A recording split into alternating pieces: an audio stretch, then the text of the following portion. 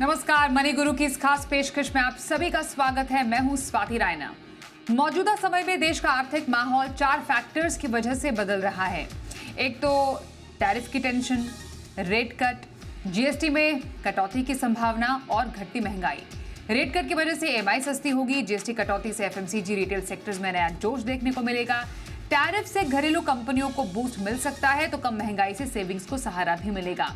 ऐसे में वक्त आ गया है कि आप अपने निवेश की स्ट्रैटेजी को थोड़ा बदलें और अब नए तरीके से प्लानिंग करें। इसमें हमारी आज 2 एक्सपर्ट्स मदद करेंगे और इन 4 फैक्टर्स का आपकी जेब और निवेश पर कैसा असर पड़ेगा, इस पर भी हमें गाइड करेंगे। स्वागत करते हैं आनंद राठी वेल्थ के हेड प्रोडक्ट चेतन शेनॉय और कंप्लीट सर्कल वेल्थ के सीईओ क्षितिज महाजन का। दोनों एक्सपर्ट्स का स्वागत करते हैं हम आज के इस शो में। और जितनी डेवलपमेंट्स अभी हम बाजार में देख रहे हैं, macro economic factor, geopolitical factors, बहुत सारे एक साथ बाजार को ड्राइव करने का काम कर रहे हैं, जिसमें हमने ये 4 बड़े फैक्टर्स गिनाए। मैं क्षितिज आपसे पहले समझूं तो ये जो टैरिफ वॉर हमने देखा या फिर जो हमारी बात नहीं बन पाई अमेरिका से, हालांकि this is an on going process. फिर रेट कट, अब तक 1% रेट कट हो चुका है अब तक जब से हमने कटौती का दौर शुरू किया, आगे और कटौती की संभावना। फिर जीएसटी रिफॉर्म, एक बार फिर से उसकी बात चल रही है जोरों शोरों से, और घटती महंगाई। इस बार सीपीआई इन्फ्लेशन के आंकड़े 8 साल के निचले स्तर पर आते हुए देखिए। ये जो चारों फैक्टर हैं, आप इन फैक्टर्स को इकोनॉमी पर कैसा असर डालते हुए देख रहे हैं? नमस्कार स्वाति, नमस्कार चेतन एंड सभी दर्शकों को मेरा नमस्कार। स्वाति, इनफैक्ट काफी इंटरेस्टिंग दौर से गुजर रहे हैं capital markets and I think what we can see is that ये जियोपॉलिटिकल जो सारी चीजें हो रही हैं and obviously there are reason behind it. I think it has to some extent impact on broader markets जो हमारी कैपिटल मार्केट्स है, but at the same time please understand overall कितना इम्पैक्ट है। आप देखिए 2% से कम का जीडीपी का इम्पैक्ट आ रहा है। सर्विसेज एक्सक्लूड कर दी गई हैं, सिर्फ आपके प्रोडक्ट्स जो मैन्युफैक्चरिंग है उस पर टैरिफ लगा है। उसमें मेन जो इम्पैक्ट हुआ है आपका श्रिम्प्स जो हम भेजते हैं यहाँ से सी फूड की तरह से, आपका टेक्सटाइल है, आपका जेम्स एंड ज्वेलरी है और आपका ऑटो पार्ट, जो ब्रॉडर एक आपकी जो 4 चीजें इम्पैक्ट करी हैं, जिसमें इम्पैक्ट आया है। एंड ऑब्वियसली जो गवर्नमेंट का क्लियर कट फोकस है because of this impact. I think एक चीज अच्छी जो हमारी कंट्री लेवल पे हो रही है कि इन्फ्लेशन बहुत नीचे है, जो कंफर्ट जोन के अंदर है, आप काफी नीचे है, 1.55 लाख मंथ का नंबर है आपका। तो आई थिंक कहीं ना कहीं रेट कट आपने बताया जैसे 1% किया है तो हो सकता है आपका रेट कट फर्दर ट्रिगर हो। दूसरा जीएसटी का जो एक अनाउंसमेंट प्राइम मिनिस्टर ने किया है 15 अगस्त पे कि दैट एक 2 स्लैब्स ही रहेंगे 5 और 12% के, 5 और 18% के, उसका भी बहुत बड़ा इम्पैक्ट पॉजिटिव कंजम्पशन में आएगा। तो कहने की गवर्नमेंट का क्लियर कट पुश है ये डोमेस्टिक कंजम्पशन को कैसे पुश किया जाए ताकि जो ओवरऑल इम्पैक्ट आ रहा है तो उसको नेगेट करें, eight the same time made in India के ऊपर फोकस करके इंडिया पार्ट पे कंजम्पशन पे पुश करें। तो टोटल $60 बिलियन के करीब का इम्पैक्ट है, जो ओवरऑल हमारा कोई 85-90 बिलियन डॉलर के आसपास का जो है एक्सपोर्ट है अमेरिका को। तो वो एग्जैक्टली क्या शेप लेता है, काफी चीजें अभी उसमें प्लस माइनस में है। यूक्रेन रशिया कैसे शेप अप करता है, how things will shape up ahead, but at the same time I think India is very well poised. इतना सीरियस डैम्पनिंग का इम्पैक्ट नहीं दिख रहा मुझे, but yes during the show we can discuss how one can strategize for that. Absolutely. तो जैसा क्षितिज ने भी कहा, बहुत इंटरेस्टिंग टाइम है ये। हम एक तरीके से कॉज एंड इफेक्ट फैक्टर भी अभी देख रहे हैं बाजार में। चेतन, हमने देखा क्योंकि हमारी अमेरिका से फिलहाल वो ट्रेड डील नहीं बन पाई जिसको हम एक्सपेक्ट कर रहे थे। हालांकि कयास तो लगाए जा रहे हैं कि शायद बातचीत हो जाए जिस तरीके से डेवलपमेंट हो रहे हैं, पर उस बीच जीएसटी रिफॉर्म को लेकर बड़ी बात। अब ये अहम क्यों हो जाता है? क्योंकि अगर सिर्फ 2 जीएसटी रेट्स रह जाते हैं, 5 और 18% के, तो बहुत सारे जो आइटम्स है 5% में आ जाएंगे और बाकी 18% में चले जाएंगे। कहने का मतलब ये है कि आपकी जेब या आपके अफोर्डेबिलिटी में बहुत सारे आइटम आ सकते हैं जो कि थोड़े हायर जीएसटी रेट में थे। दैट मीन्स एक तरीके से कंजम्पशन बढ़ना और ख़रीदारी बढ़ना। क्या आपको लग रहा है कि ये एक इम्पॉर्टेंट स्टेप रहा है इकोनॉमी को एक तो बूस्ट देने के लिए, कंजम्पशन को बूस्ट देने के लिए, एट द टाइम व्हेन जब महंगाई थोड़ी सी कम होकर आई है और रेट कट का भी फायदा जो है वो लोगों को अब आगे जाके अब मिल रहा है? बिल्कुल स्वाति जी, नमस्कार। पहले तो आपको और आपके दर्शकों को मैं पूरी सहमति है मुझे मेरी जो क्षितिज जी का एनालिसिस था, असेसमेंट था उससे।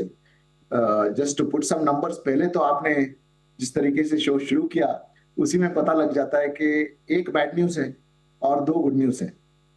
जीएसटी को अगर गुड न्यूज माना जाए, ऑब्वियसली गुड न्यूज माना जाएगा।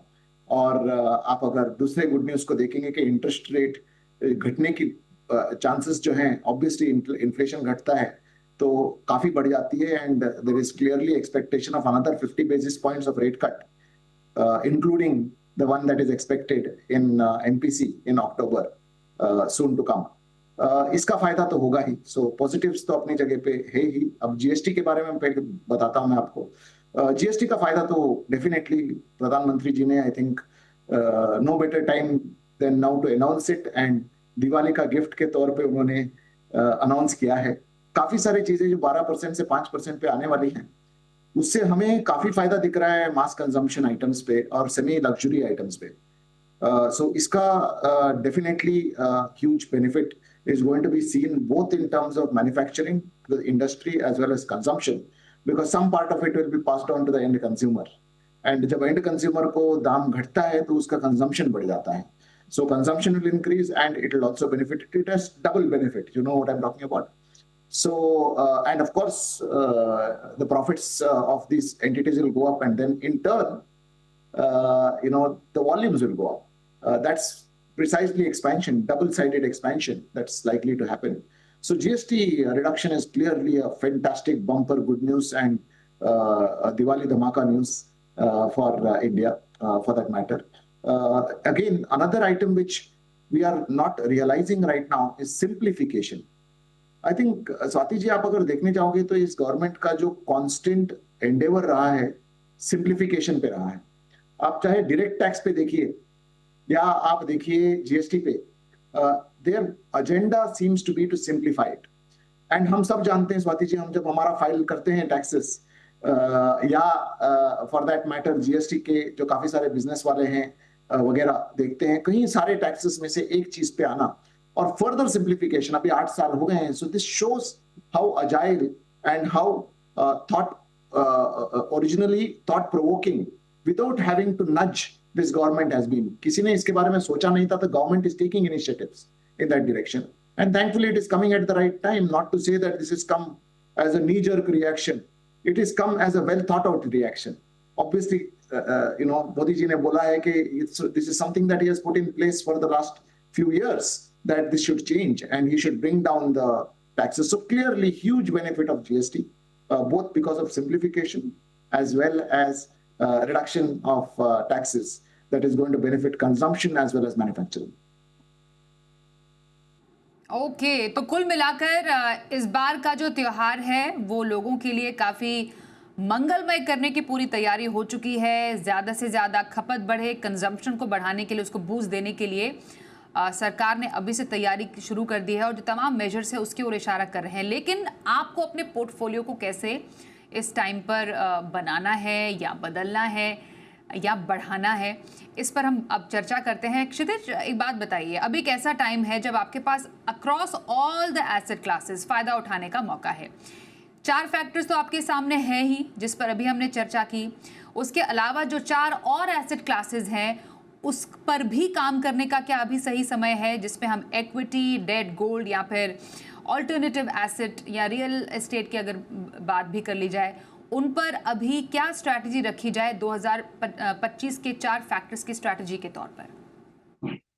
स्वाति, व्हेन रेट कट्स जब आते हैं, मतलब अभी तक इनफैक्ट जो लास्ट रेट कट आया था, पहले मैं फिक्स इनकम की बात करता हूँ, तो उसका इम्पैक्ट आपको यील्ड्स में नजर आता है, पर अभी तक वो आया नहीं है, दिखा नहीं है। थोड़ा बहुत आया है, बट वी आर एक्सपेक्टिंग 5.5 पे आपका रेपो है।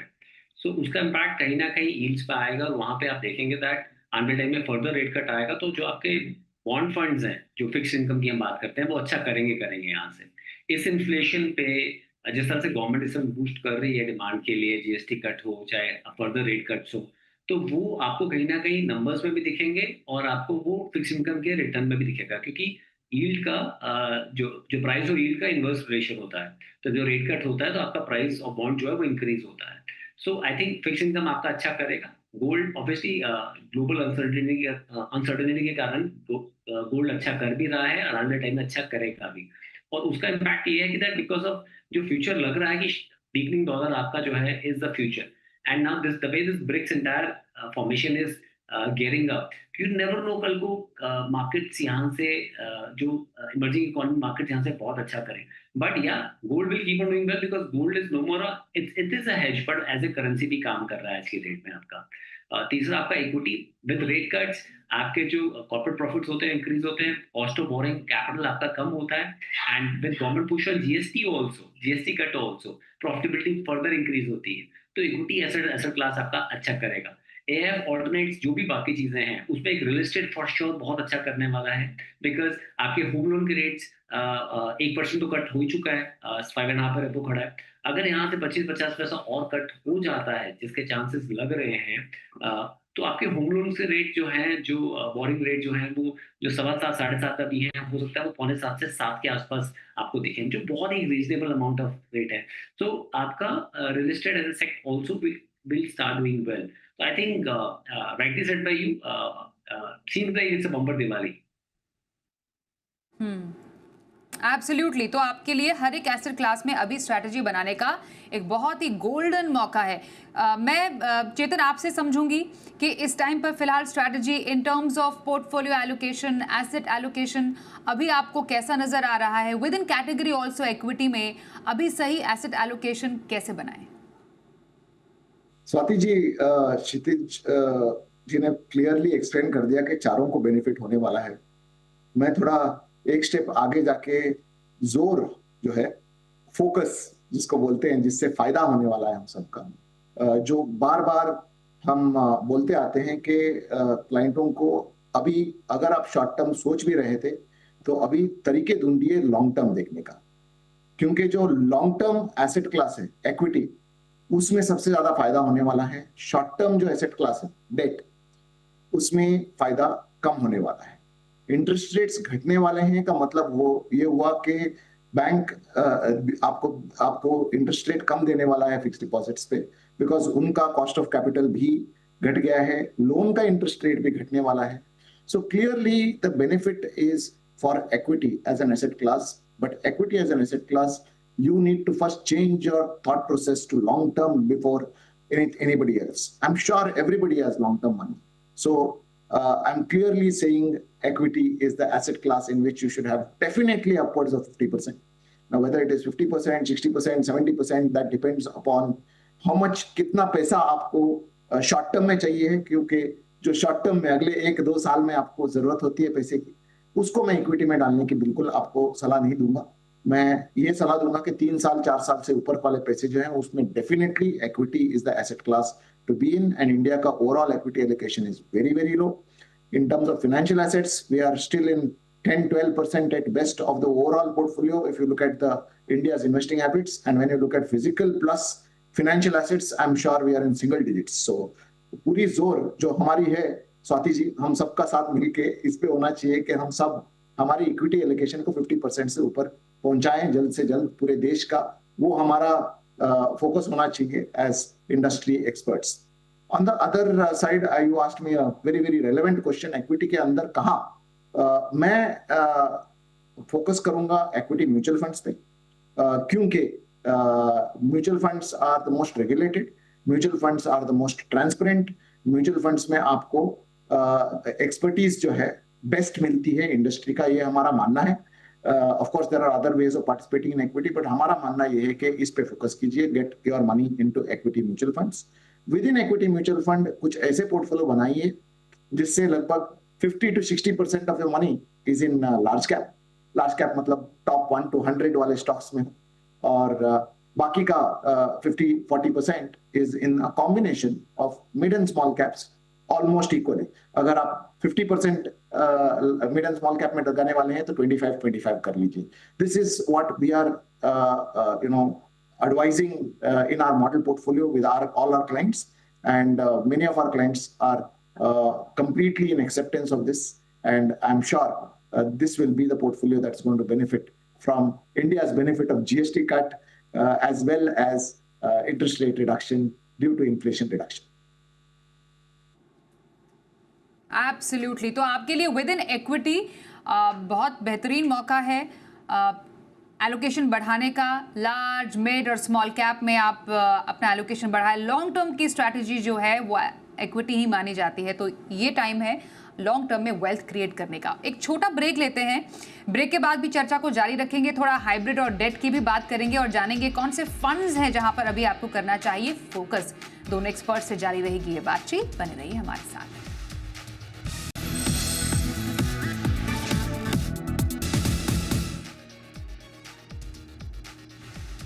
तो अभी मार्केट में स्ट्रैटेजी पर हम बात कर रहे हैं। हमारे साथ हैं चेतन शनॉय आनंद राठी वेल्थ से और कंप्लीट सर्कल वेल्थ से क्षितिज महाजन से हम कर रहे हैं खास बातचीत। हाइब्रिड फंड्स एक ऐसी कैटेगरी रही है जिसमें हर एक बाजार के किसी भी माहौल में बढ़ चढ़कर पैसा आया है। क्षितिज, क्या अभी हाइब्रिड फंड में पैसा डालने का सही मौका है? अगर किसी को पोर्टफोलियो बनाना है तो hybrid is the strategy?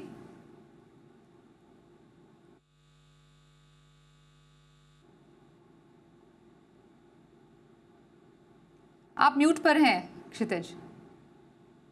My apologies. अगर आप एसेट एलोकेशन के हिसाब से किसी क्लाइंट को के हिसाब से वो इक्विटी में पूरा अपना लेट्स से 70% पे और नया कुछ एलोकेशन करना चाहता है तो लमसम इन्वेस्टमेंट करना चाहता है, आई थिंक हाइब्रिड एक सही कैटेगरी रहेगी इस समय।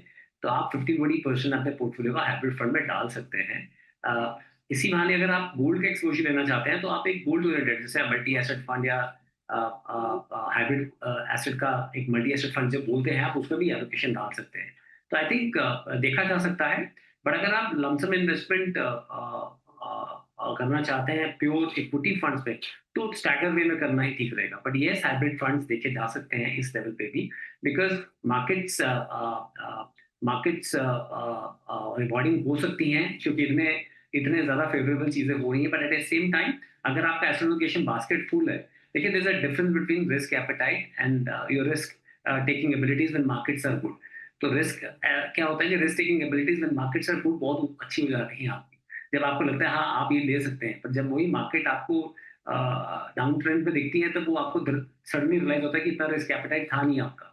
तो I think just stick to आपका एसेट एलोकेशन। अगर 70-30 है, I am just quoting example, तो 70% इक्विटी में ऑलरेडी है और फर्दर एलोकेशन करना चाहते हैं और थोड़ा कंजर्वेटिव जाना चाहते हैं तो हाइब्रिड फंड कीजिए। अगर आप ज्यादा हैं अपने इक्विटी एलोकेशन में from your from your asset allocation तो फिर आप बिना सोचे समझे जो आपका इस समय नया फर्दर एलोकेशन आ रहा है वो अच्छे 2-3 क्वालिटी के हाइब्रिड फंड्स में कर सकते हैं। ओके, तो हाइब्रिड फंड में आप एक अच्छा एलोकेशन जरूर बना सकते हैं। क्या इस टाइम पर डाइवर्सिफिकेशन के लिए आपको लगता है चेतन कि ग्लोबल फंड्स में कुछ इन्वेस्ट करें? हालांकि काफियों की तो जो लिमिट है वो फुल है, अभी आप नहीं उसमें इन्वेस्ट कर सकते, बट इन एनी वे अगर इंटरनेशनल एक्सपोजर लेना हो, is this the right time?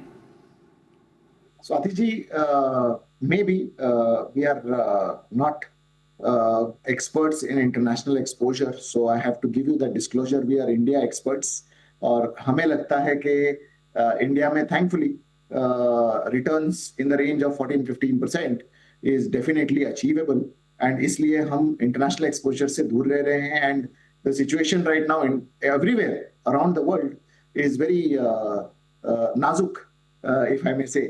तो ये नाजुक सिचुएशन में असेसमेंट करना उस देश का ज्यादा इंपॉर्टेंट हो जाता है। हमारी असेसमेंट इंडिया का डीपर है rather than other countries, तो we are staying away from international exposure. All right, noted. मैं क्षितिज आपसे आपके फंड सब जानना चाहती हूँ। With in all the categories हमने देखा है, इक्विटी है, डेट है, हाइब्रिड है, या अगर आप फेवर में हैं इस टाइम पे इंटरनेशनल एक्सपोजर की, तो कौन से फंड्स होंगे जहां पर अभी फिलहाल निवेशकों को फोकस करना चाहिए? मैं बिल्कुल सहमत हूँ। इंटरनेशनल फंड एक डिफरेंट मार्केट है, बट ये मेरा पर्सनल व्यू है एज ए हाउस हम लोगों का कि चाइना थोड़ा इस समय लुक्रेटिव लग रहा है द वे थिंग्स आर। अगर आप पिछले 6 महीने निकालते हैं तो चाइना का रिटर्न ऑलमोस्ट जीरो ये पिछले 10 साल का डॉलर रिटर्न की मैं बात कर रहा हूँ आपसे। तो आई थिंक और उसमें एक विंडो है चाइना फंड में जहाँ आप इन्वेस्ट कर सकते हैं। तो आई थिंक एक वो फंड है, वो भी आप पूरा अपना रिस्क का अनुमान लगा के तो आए, इस फंड में आए. But the way things are happening, India China Russia का भी टैप जो हो रहा है, the way things are moving on. और अगर आप मार्केट कैप की जीडीपी देखें तो चाइना की पूरी मार्केट कैप जो है 8 ट्रिलियन के आसपास है, उनकी जीडीपी जो है 18 ट्रिलियन है. तो वो ऑलमोस्ट 40% है. इंडिया 110% पे है मार्केट कैप की जीडीपी में.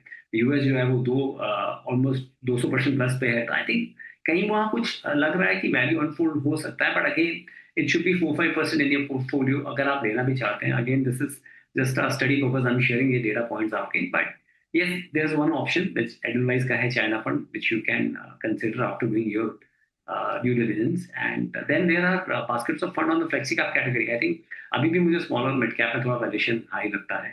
Flexi cap और a focus fund is the right approach. पर HDFC के दोनों अच्छे funds हैं. They are doing really well. Then you have HDFC का focus category का fund है, which is done well. SBI Contra is a good mix of growth and value. वहाँ पे आप देख सकते हैं.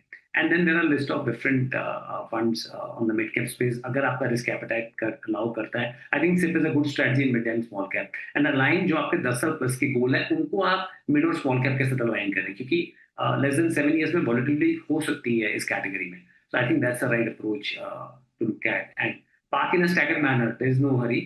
But right now I think 30-40% should go in if you want to park 100 rupees. And then 8 से 10 हफ्ते का STP करें. ओके तो ये कुछ पसंदीदा फंड्स है क्षितिज के अक्रॉस ऑल द कैटेगरीज जिसमें अभी आप निवेश के मौके तलाश सकते हैं. सेम क्वेश्चन चेतन आपसे भी. इस मौके पर इक्विटी, डेट, हाइब्रिड में कौन से फंड्स आपको पसंद आ रहे हैं जो कि जो इन्वेस्टर्स हैं अपने पोर्टफोलियो में ऐड करें, अगर ऑलरेडी हैं तो थोड़ा एलोकेशन बढ़ाएं. स्वाति जी, हमारा हमेशा ये तवज्जो रहा है कि इक्विटी में जा रहे हो तो फुल प्लेज्ड इक्विटी में जाइए हाइब्रिड फंड के बदले में. And that's been our approach. Of course hybrid funds में टैक्स एडवांटेज भी आता है, बट हमारा बिलीफ ये रहा है कि इक्विटी के अंदर फुल फ्लेज्ड इक्विटी में जाइए. हम एसबीआई एसेट मैनेजमेंट कंपनी को बहुत पसंद करते हैं. Their performance over the last decade has been fantastic. We have picked up a fund called SBI large and mid. हमें वो फंड बहुत पसंद है. HDFC flexi cap is a fund which is been there for ages. It's a fantastic fund. Though it had a fund manager change, that's the sign of a fund which can continue to perform beautifully and be a top quartile performing fund despite a fund manager change, which shows the kind of credibility of the fund house and the systems that they have put in place. So we like that fund. And Kotak Multicap is another fund that we like in the diversified category. Small cap में Invesco हमें बहुत पसंद है. Invesco small cap. As far as debt is concerned, हम debt में arbitrage fund पसंद करते हैं because the tax advantage that you would have got in a fund which is hybrid is something that you will continue to get in arbitrage fund. और arbitrage fund में 7% का return, 6 से 7% का return आप फिर भी कमा सकते हो. तो SBI arbitrage fund is what we are advising our clients to go with. Okay, तो ये कुछ इंटरेस्टिंग कैटेगरीज है और फंड्स हैं जिस पर चर्चा की चेतन ने भी और बताया क्षितिज ने भी कि कौन से फंड्स आप अपने पोर्टफोलियो में भी ऐड कर सकते हैं. कुल मिलाकर अगर समझा जाए, बाजार में कोई भी इवेंट क्यों ना हो, आप अपने लिए वो उस अपॉर्चुनिटी में कैसे तब्दील कर सकते हैं ये आप पर है. उसमें हमारी एक्सपर्ट्स ने मदद की है आपको सही तरीके से गाइड करने में. थैंक यू सो मच चेतन और साथ ही क्षितिज आपका हमारे साथ इस डिस्कशन में शामिल होने के लिए. एक छोटा ब्रेक लेंगे पर खबरें जारी रहेंगी. देखते रहिए जी बिजनेस.